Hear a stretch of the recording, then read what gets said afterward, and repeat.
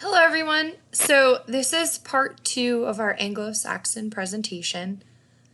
If you are an online student for Wednesday and Thursday, you should be watching both this and the third part of the Anglo-Saxon presentation.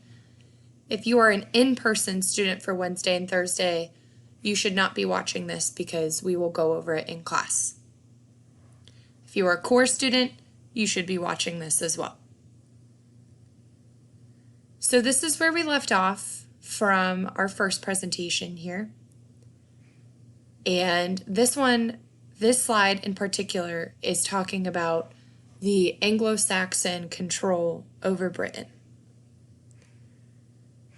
So because the Romans left and Britain no longer had any Roman control, they became very susceptible to invasion. They were then invaded by the Angles and the Saxons from Germany and the Jutes from Denmark.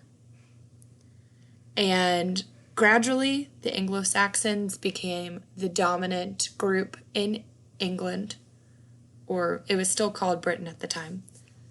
But because the Anglo-Saxon language and culture became prominent, the land was then called England.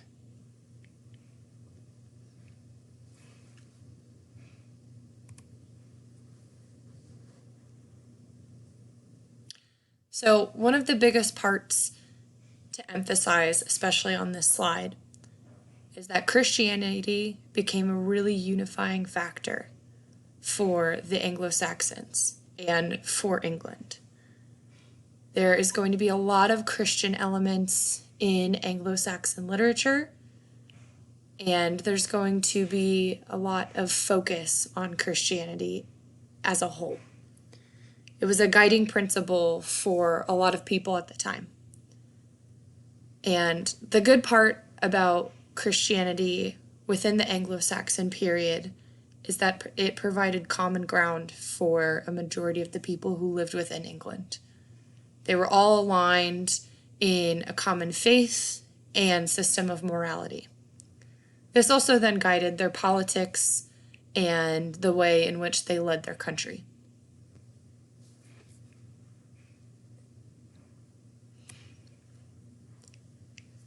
You do not have to answer this question anywhere.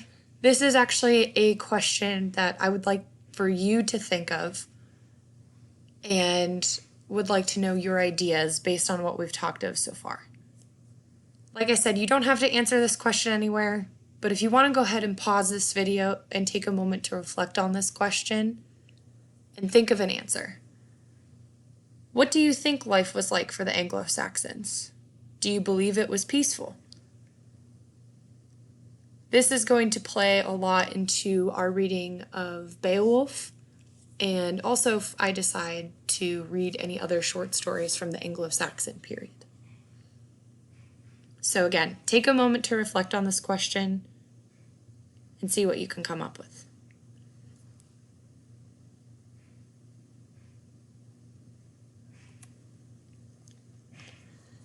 This will be the last slide that we go over for this section of our Anglo-Saxon presentation.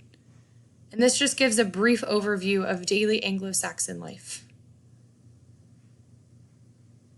Now, a lot of the chivalry elements and a lot of the guiding principles of knighthood originated from Celtic tradition, but followed its way into Anglo-Saxon life. You'll see that first bullet point says warfare was the order of the day. Every person had to earn their keep, and they also had to follow their leaders. If a follower was not obeying a leader, it became a really big problem. Now, the leader was responsible for the law and order of all of their followers. So this system was really dependent on a strong leader and followers who trusted them, and followers who knew that their leader was going to make the right decision. A leader at this time period also had to be brave. They had to be prepared to face any type of situation. And if they were brave and they were strong enough to handle any situation, their followers were loyal to them. This is all I have for this section of our Anglo-Saxon presentation. And again, if you are a core student or you're a hybrid and you're online for Wednesday and Thursday, there's one more presentation you need to watch after this. And then we will continue on with our Anglo-Saxon unit and our Beowulf unit.